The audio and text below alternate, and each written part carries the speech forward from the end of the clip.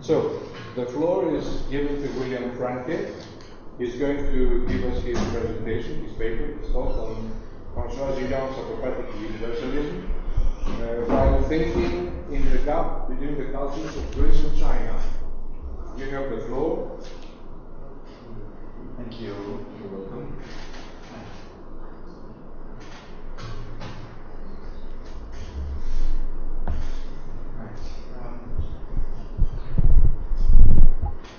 I think I'm going to try to talk rather than read. I have a lot of material here. I'll probably try to read some.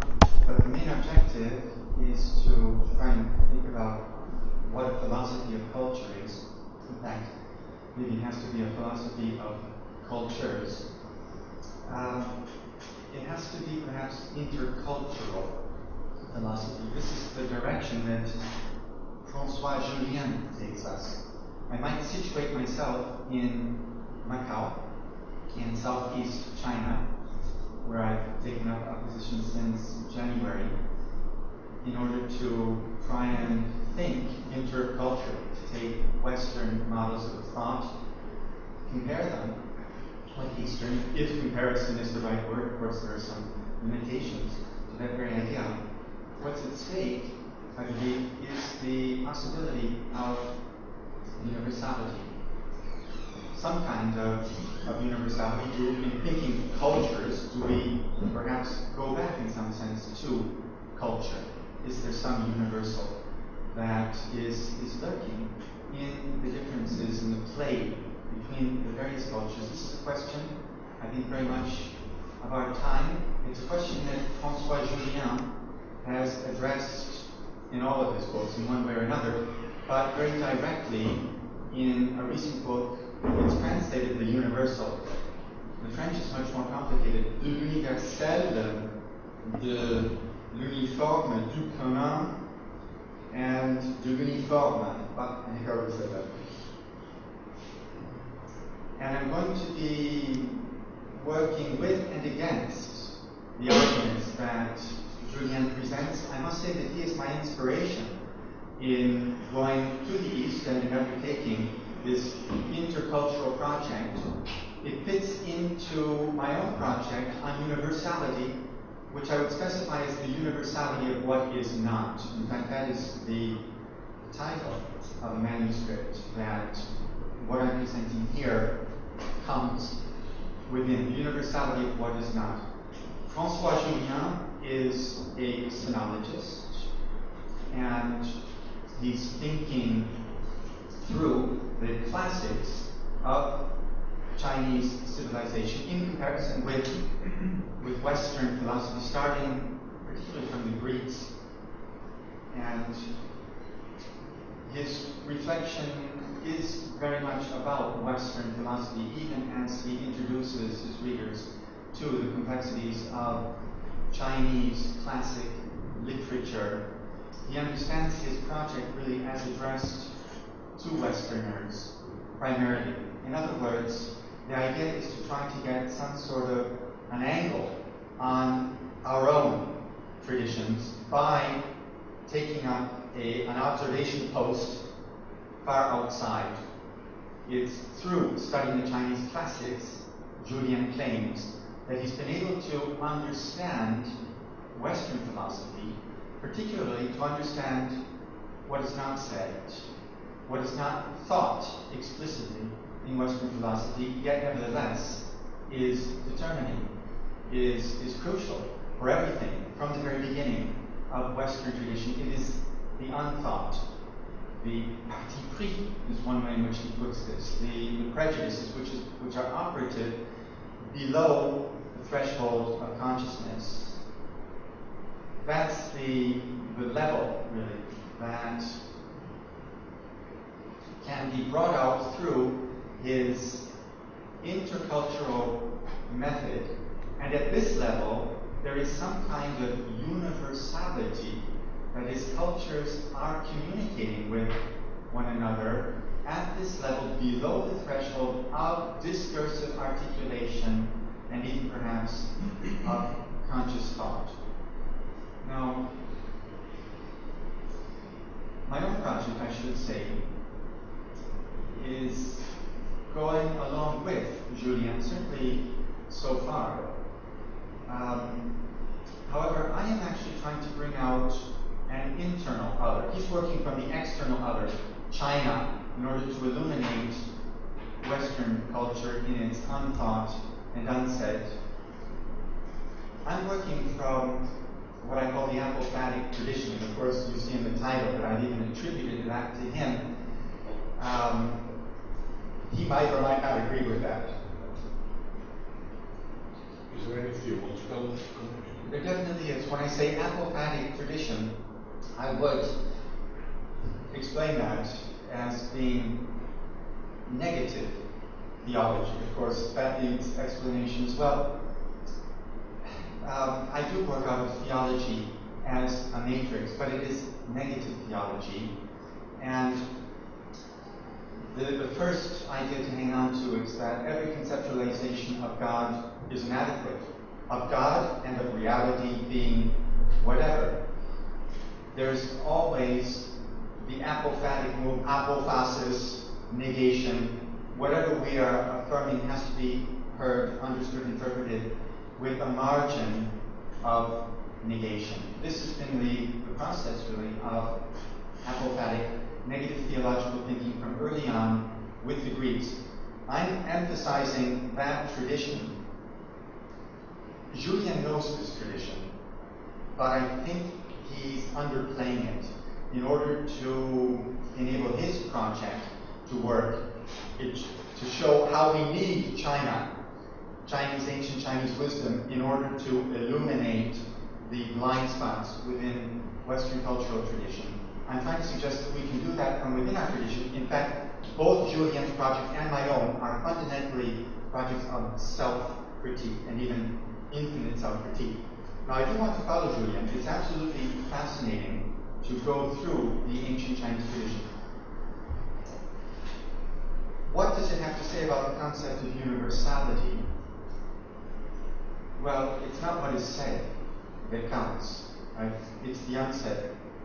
There's a kind of nature is crucial throughout the Chinese tradition, as the context within which any kind of affirmation, any cultural formulation takes place, and in some sense deforms or overtakes the sense of our cultural formulations. They're embedded in nature, which ultimately gives another sense. Nature is change, of course.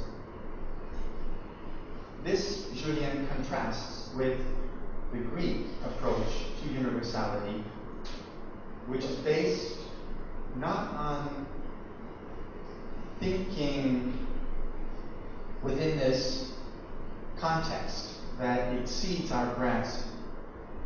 The Greek approach to universality is based on the logos, defining in thought a sphere within which sense can be established, fixed.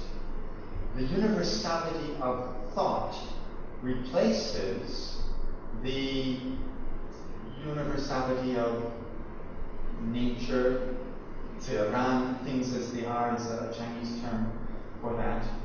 In Socrates, according to Julien's narrative, Socrates no longer thinks of the cosmos as did his predecessors, with physiologists in particular. It's an anthropocentric kind of thinking. The logos is no longer divine revelation. In pre-Socratic philosophers, one does have a relation to the all, a relation that is not circumscribed by any logos. All is water, says Thales. All is air, Anaximenes. All is fire. These are poetic metaphors which reach out towards an all that cannot be gathered into the concept.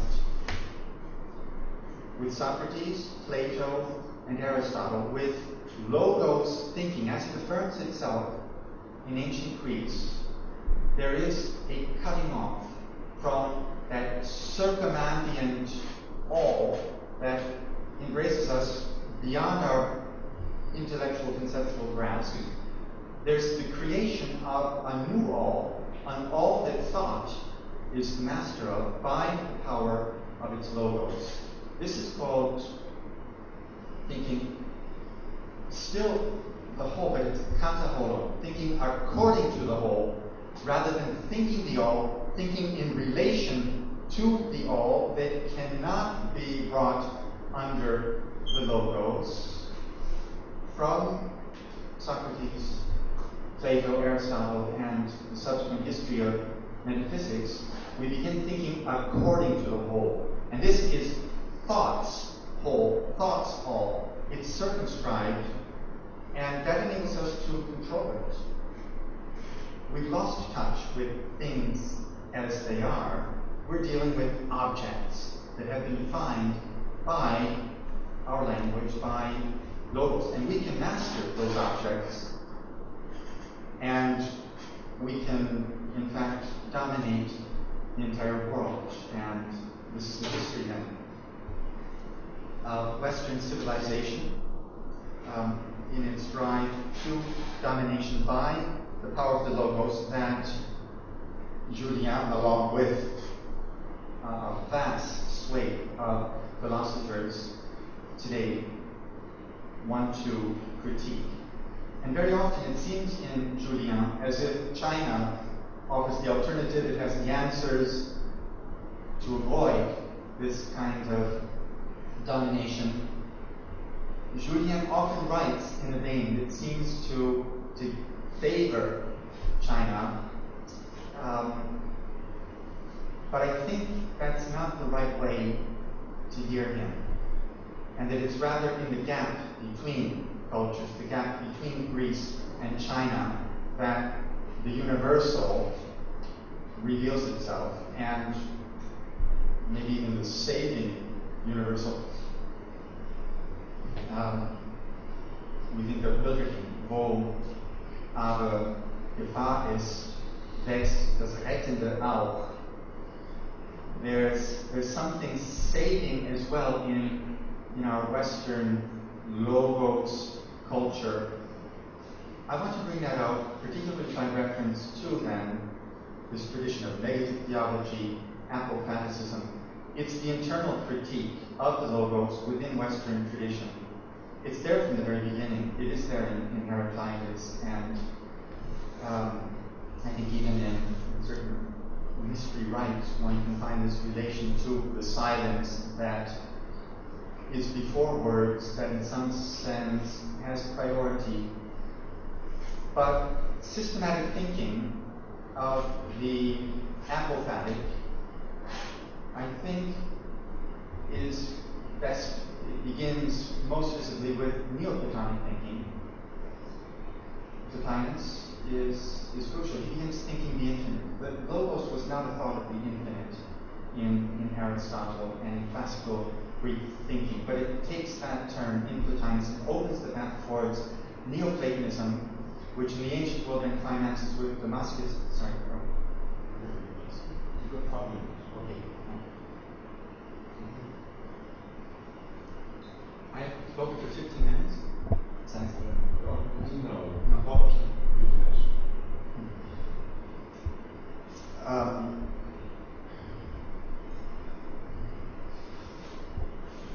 It's indicative. Yeah. We have 7 or 8. Yeah. But it just made me think of where I should try to go here.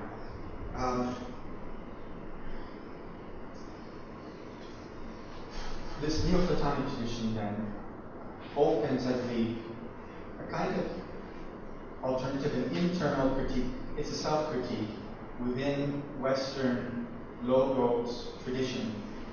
This is what Julian is aiming for as well. Now, the term was brought up actually. I didn't even say it first. Negative theology. This is where I really do have the divergence from Julian. Julian is thinking, as are so many of our contemporary philosophers, against the theological. That's what he's trying to free us from. There's always this crypto-theology in Western philosophy, even in radical left-bank French Western philosophy. There's still some sort of a hidden theological agenda. Julien is trying to root that out together with somebody like Deleuze. That's where I think he goes wrong. He doesn't really have to do that. What we have to do is think the theological grammar as negative theology. Then it becomes a matter of opening towards unlimited discourses between cultures. The theological, right from the very ancient roots in negative theology, is what cannot be thought. That's the importance of theological discourse, that it focuses us on that empty space which thought inhabits. Inasmuch as it's thought and as much as it defines, inasmuch as it defines its object, if it exists, if it lives, there's an instance that many will figure as divine, like thought. What's important about it is that it is infinite, and the infinity is lived in this ongoing dialogue among cultures, which is open to infinity, and Julien does emphasize that very much. Its translation is really the way in which he understands culture. He says culture is translation. It's nothing but translation and infinite translation. Now, what he's trying the point he's trying to make, one point he's trying to make, is that then there is nothing ineffable. All right, everything can be translated. So, there he is fighting against the residual idea of God somewhere, or the ineffable. This is very Hegelian, of course. Everything can be brought to understanding in the concept. But Hegel realized that that does not actually do away with God. That is an imminent manifestation of an infinity, of an open embrace that's open towards the all, once again, as were the original Greek thinkers, as are the classic Chinese thinkers, as we should be as well today. The space of the ineffable, then, I submit, ought not to be erased, though neither should it be filled in with particular contents and the images of divinity and any other kinds of images they need to operate self-critically, apophatically, taking themselves back in order to open up this space which occurs between us. Is that only between us? Well, no, it's not only between us. It's open to others, infinite others. What kind of others? That too is an open question. And this is the theological dimension, or more properly, negative theological dimension, in which I'm trying to meet Julien critically, actually, of at least some aspect of his project. Now, is that really where I need to be? If that's time, I don't want to. No, you're giving me another couple of minutes. Well, what I'm refusing is Julien's cultural politics, I would say. I believe that we are aiming at a certain logic of the universal, that we do want to think the universal as the unthinkable. However, no culture has really the prerogative of being able to impose its definition of the universal on the others. That has to be elicited from the dialogue. This is the dilemma that we're within. In intercultural philosophy, if we take any paradigm, apply it to others, that's an appropriation. It's missing what each culture has to offer. However, if you start with the assumption that then there can be no universal paradigm, you leave each culture in isolation with nothing to say to one another, that too is not satisfactory. We have to find this unspeakable, unspecifiable universality. Of course, we do that by speaking and specifying in all of the philosophical methods that we've learned, but also more than that, right? It takes openness of heart. The Chinese text will teach us about that, and aesthetic expression, and ethical cultivation, and all the rest. So what I'm trying to really qualify in Julian is a certain anti-theological animus, and even it becomes anti-Christian. The antidote here is Christianity as deconstruction, as self-deconstruction, to take the route of Jean-Luc Nancy.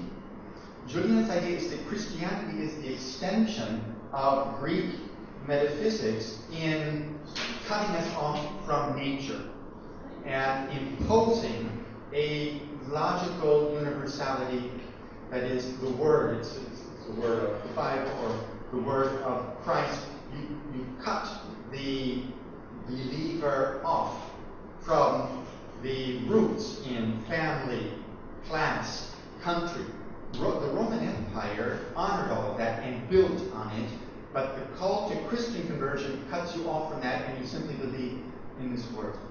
What he forgets in painting that scenario is that the Christian call has to be incarnated in terms of the particularities of each individual, who gives a personal witness to the experience and incarnates the truth of the Logos Christ in a particular cultural situation. So, I don't want to advocate a Christian cultural politics either, but I just want to pull the rug out from under what I see as a blind spot, a parti pris, on the part of Julien. He calls this sometimes atavism, right? Is that right? Atavisms in one's thinking. Well, I think that there is this in his own thinking, and it's an anti-clerical sentiment in his own French culture, and I would like to call his attention to that. Thank you very much.